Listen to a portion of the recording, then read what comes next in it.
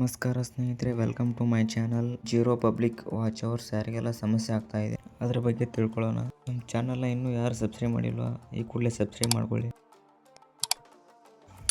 Chrome ಬ್ರೌಸರ್ಗೆ ಹೋಗ್ಬಿಟ್ಟು YouTube dashboard ಅಂತ search ಮಾಡಿ.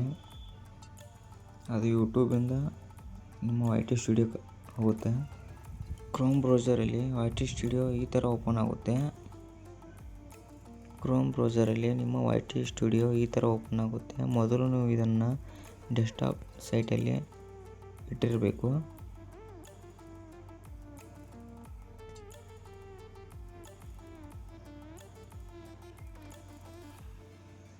ಸೆಟ್ಟಿಂಗ್ಸ್ ಕೆಳಗಡೆ ಇರುವ ಐಕಾನ್ನ ಕ್ಲಿಕ್ ಮಾಡಬೇಕು.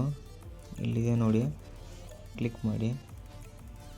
ಇಲ್ಲಿ ನಿಮ್ಮ ಚಾನಲ್ನ zero public watch hours feedback ನೀಡಬೇಕು. ಮೆಸೇಜ್ನ ಟೈಪ್ ಮಾಡಿ. ಆಮೇಲೆ upload your screenshot. YT studio ಆ್ಯಪಿಗೆ ಹೋಗಿ ಈ ಥರ ಸ್ಕ್ರೀನ್ಶಾಟ್ ಹೊಡೆದು ಮಾರ್ಕ್ ಮಾಡಿ ಅಪ್ಲೋಡ್ ಮಾಡಿ.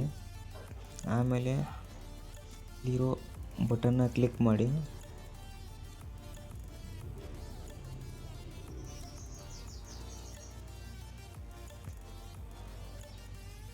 ಕ್ಲಿಕ್ ಮಾಡಿದ ಆದಮೇಲೆ